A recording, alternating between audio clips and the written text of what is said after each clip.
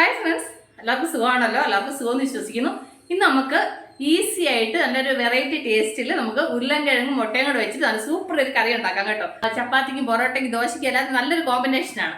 അപ്പോൾ നമുക്ക് സമയം കളയേണ്ട, നമുക്ക് വീഡിയോയിലേക്ക് പോകാം. അതിന് മുമ്പായിട്ട് എൻ്റെ കൂട്ടുകാർ ആദ്യമായിട്ടാണ് എൻ്റെ വീഡിയോ ചാനൽ കാണുന്നതെന്നുണ്ടെങ്കിൽ പ്ലീസ് എല്ലാവരും ചാനൽ സബ്സ്ക്രൈബ് ചെയ്യണം കേട്ടോ. സബ്സ്ക്രൈബ് ചെയ്യണം. അതുപോലെ തന്നെ ബെല്ലൈക്കൻ പ്രസ് ചെയ്തിട്ട് ഓളന്ന് കൊടുത്താലേ ഞാൻ ഡെയിലി ഇടുന്ന വീഡിയോ നോട്ടിഫിക്കേഷൻ കിട്ടത്തുള്ളൂ. അപ്പോൾ നമുക്കത് എങ്ങനെ ഉണ്ടാക്കുന്നത്, അതിന് വേണ്ടുന്ന സാധനങ്ങൾ എന്തൊക്കെയാണെന്ന് നോക്കാം. അതിനുവേണ്ടി മിക്സിയുടെ ജാർ എടുത്ത് ഇതിലേക്ക് ഒരു 2 തക്കാളി, 2 പച്ചമുളക്, ഒരു 7 അണ്ടിപ്പരിപ്പ് കുതിർത്തത്, ഒരു പിഞ്ച് പുതിനയില, അത് കഴിഞ്ഞ് 1 ടേബിൾ സ്പൂണ് തൈര്. ഇനി ഇത് ഇത്രയും കൂടെ നന്നായിട്ടൊന്ന് അരക്കട്ടെ. ഇതിലേക്കൊരു 1/2 ടീസ്പൂണ് കുരുമുളകും കൂടി ഇട്ട് കൊടുക്കണം.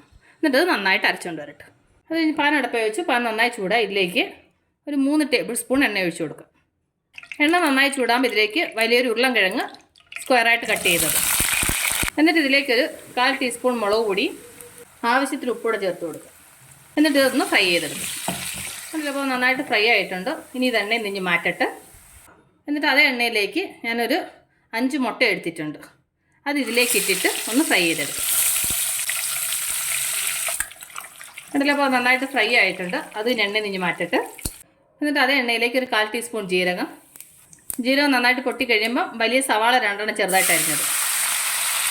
ഇനി സവാള നല്ല ഗോൾഡൻ ബ്രൗൺ കളറായിട്ട് ഫ്രൈ ആവണം. അപ്പോൾ നന്നായിട്ടൊന്ന് ഫ്രൈ ആവട്ടെ. ഇതിലപ്പോൾ സവാള നന്നായിട്ട് ഫ്രൈ ആയിട്ടുണ്ട്. ഇനി നമുക്കിതിലേക്ക് നമ്മൾ അന്നേരം അരച്ച മസാല ഉണ്ടല്ലോ, അത് ഇതിലേക്ക് ചേർത്ത് കൊടുക്കും.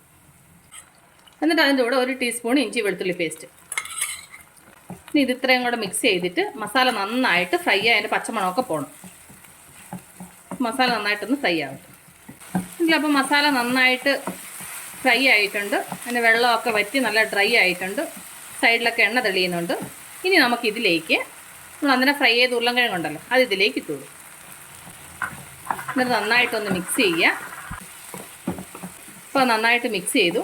ഇനി നമുക്കിതിലേക്ക് 1 ടീസ്പൂൺ മുളക് പൊടി, അത് കഴിഞ്ഞിട്ട് 1.5 ടീസ്പൂൺ മല്ലിപ്പൊടി, 1/2 ടീസ്പൂൺ ഗരം മസാല, അത് കഴിഞ്ഞ് 1 പിഞ്ച് മഞ്ഞൾപ്പൊടി, ഇത് ഇത്രയും കൂടെ ഇട്ട് നന്നായിട്ട് മിക്സ് ചെയ്യുക.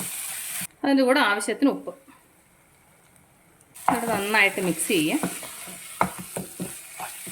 ഇനി നമുക്കിതിലേക്ക് കുറച്ച് വെള്ളം ഒഴിച്ച് കൊടുക്കാം. മിക്സി ജാർ കഴുകിയ വെള്ളം ഒഴിച്ചത് കേട്ടോ. എന്നിട്ട് നന്നായിട്ടൊന്ന് മിക്സ് ചെയ്യുക. ഇത് കഴിഞ്ഞ് അടച്ച് വെച്ചിട്ട് ഒരു 5 മിനിറ്റ് ഇത് വേവിക്കാം.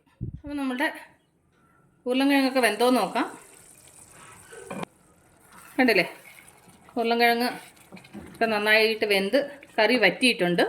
ഇനി നമുക്കിതിലേക്ക് നമ്മൾ അന്നേരം ഫ്രൈ ചെയ്ത് വെച്ച മുട്ടയുണ്ടല്ലോ, അത് ഇതിലേക്ക് ഇട്ട് കൊടുക്കാം.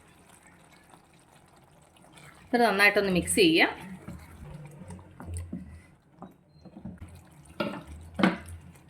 ഇനി നമുക്കിത് അടച്ചു വെച്ചിട്ട് ഒരു ലോ ഫ്ലെയിമിൽ ഒരു 5 മിനിറ്റ് വേവിക്കാം. അപ്പോൾ നമ്മൾ മുട്ട ചേർത്തിട്ട് അടച്ചു വെച്ചിട്ട് ഇപ്പോൾ 5 മിനിറ്റായി. ഇത് നമുക്കൊന്ന് മിക്സ് ചെയ്യാം. ഇത് നല്ല തിക്ക് ഗ്രേവി ആയിട്ടുണ്ട്. ഉരുളൻകിഴങ്ങെല്ലാം നന്നായിട്ട് വെന്തിട്ടുണ്ട്. ഇനി നമുക്കിതിലേക്ക് കുറച്ച് മല്ലിയില ചെറുതായിട്ട് അരിഞ്ഞത്, എന്നിട്ട് നമുക്ക് നന്നായിട്ട് മിക്സ് ചെയ്യാം. ഇനി നമുക്ക് സ്റ്റൗ ഓഫ് ചെയ്യാം. അപ്പോൾ നമ്മളുടെ മുട്ടക്കറി റെഡി ആയിട്ടുണ്ട്.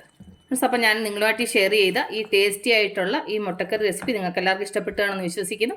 നിങ്ങളെല്ലാവരും ട്രൈ ചെയ്യണം കേട്ടോ. നിങ്ങളെല്ലാവരും ട്രൈ ചെയ്ത് നിങ്ങൾക്ക് ഇഷ്ടപ്പെട്ടാൽ നിങ്ങളുടെ ഫ്രണ്ട്സിന് ഷെയർ ചെയ്യുക, ലൈക്ക് ചെയ്യുക, വാല്യുബിൾ കമൻറ്റ്സ് ഇടുക.